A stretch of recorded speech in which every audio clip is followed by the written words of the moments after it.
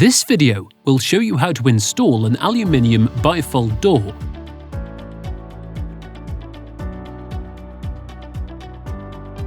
The aperture or space for the new doors must be flat, level, straight, plumb and square at every side. There should be a solid structure to fix the frame. Prepare the aperture by removing any old silicone and making sure everything is clean. Check for variations to ensure that when the doors fold, they will not be obstructed by plaster or tiles. Take 3 measurements of the aperture's height, width,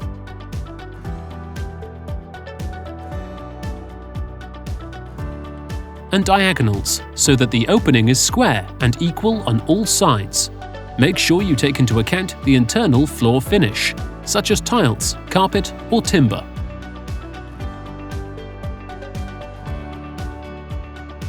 All bifolds are supplied fully packaged and protected. Carefully remove the packaging by cutting along the drainage channel, the outer frame and the inner of the sash. To avoid damage, do not cut across the face of either side.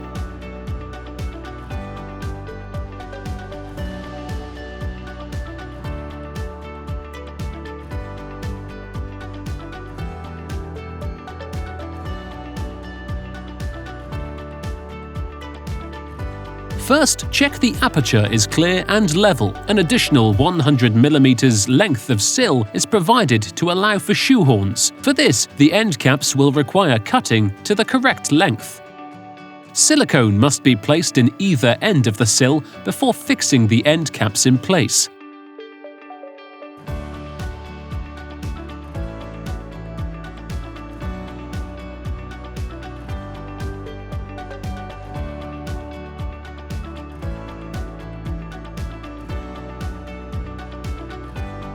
If additional sill height is required, we would recommend a continuous packer underneath the sill to bring it up to the desired height. If the base or brickwork is not level, packers should be used under the sill. These should be roughly 200 mm apart from one another. Any further, and the sill could dip, affecting the running of the door. The sill should overhang the face of the building by at least 25 mm. Apply silicone to the surface and put the sill in place.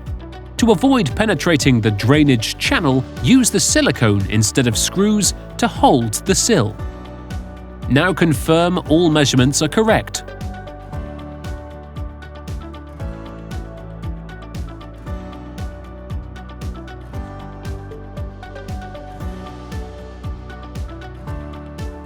Although not essential, fitting straps can be used to help to hold the bifold until the frame fixing screws are in place. Run silicone along the sill rebate and an inch over the thermal break on either side. Make sure all drainage holes are free and not blocked.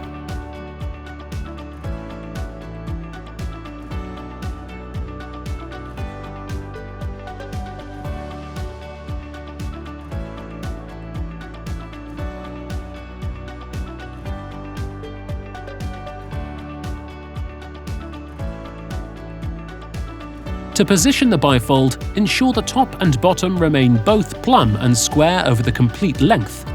If using straps, fix in place. Place a minimum of 4 frame fixing screws either side through the thermal break. The first fixing should be placed 150 mm above the bottom corner. Even out the fixings, approximately 600 mm apart with twice as many at the top.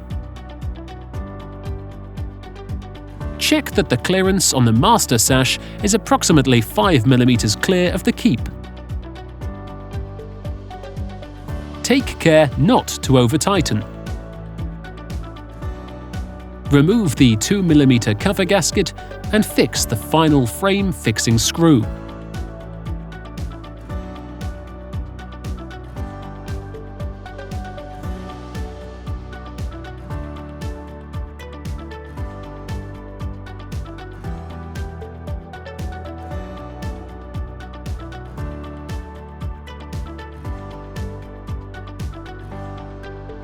Now insert the gasket back in place.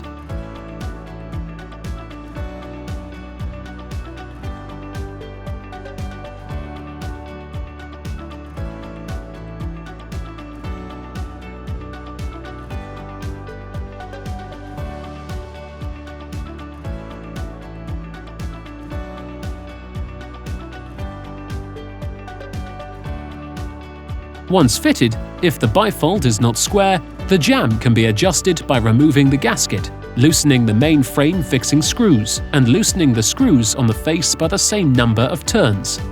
Then, with a 4mm Allen key, wind out to the desired distance. Tighten both the face and frame fixing screws and put the gasket back in place. Each jamb delivers a 4mm tolerance.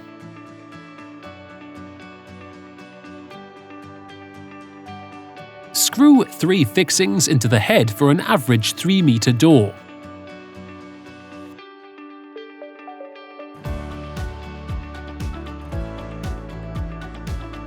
Test all doors are running smooth.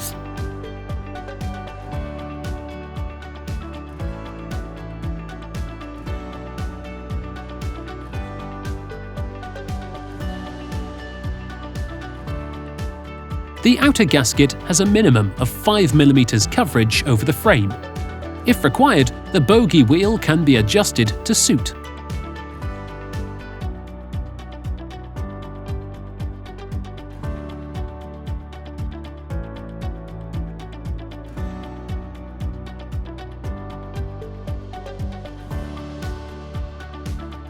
Once all doors are working as required, fix all final fixing screws to both the internal and external hinges.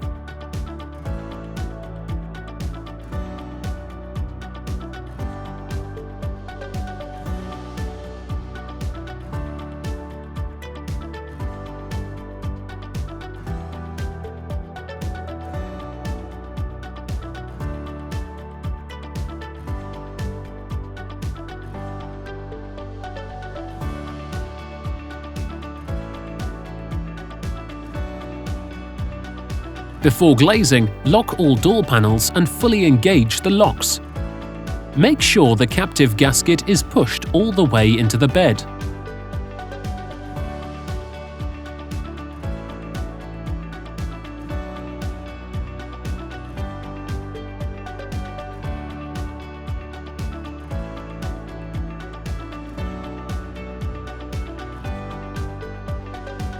Remove the top and side beading. Leave the bottom bead in place. Snap a glazing packer in half and position without covering any drainage holes. Toe and heeling glazing of the sashes is crucial. Start load-carrying packers from the furthest door from the master door, then work along. On the master door, place a supporting packer between the back box and the glass, to avoid it striking against the glass.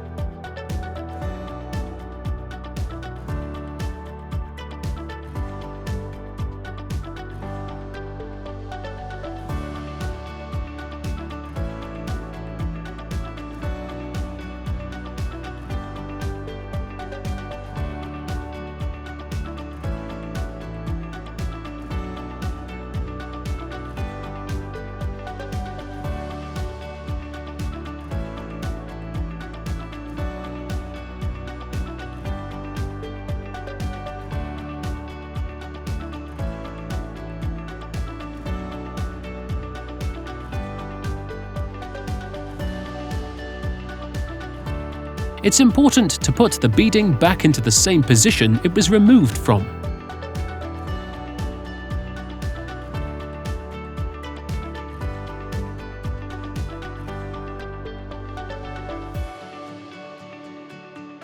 Fit an adequately sized packer between the back box and the glass.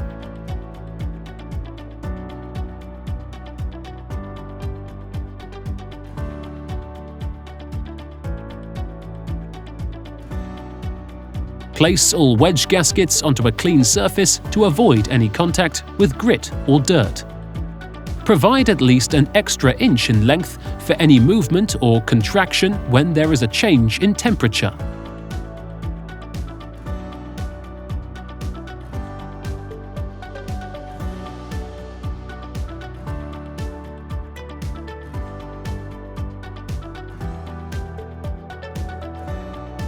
Position the swing door at the point where it will stop, but ensure clearance between the lever handle and the next door.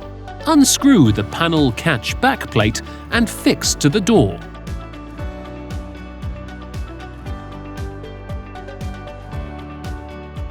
Ensure the position of the anti-rotation screw is pointed towards the hinge side. Join both magnets together to locate the position between the two doors and ensure the anti-rotation screw is pointed to the nearest swinging door hinge. Mark the position for the panel catch on the opposite panel. With the anti-rotation screw pointed towards the hinge side, secure the 3mm pointed anti-rotation grub screw.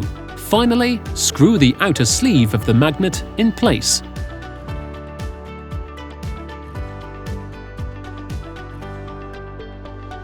After installation, ensure the doors are always opened and closed in the correct sequence. The internal chute bolt handle is for disengaging the chute bolt. The D handle is to push or pull the doors. If there is an internal key-operated cylinder fitted on the intermediate doors, the key must be removed or it will break and mark the profile. To ensure correct operation of the multi-point latch lock, the handle should be lifted upwards to engage the hook bolts before locking the cylinder. If having vents within a 38mm add-on to the frame head, fix these in place once all plastering has been completed. You are now free to enjoy your fully functional, newly fitted bifold door.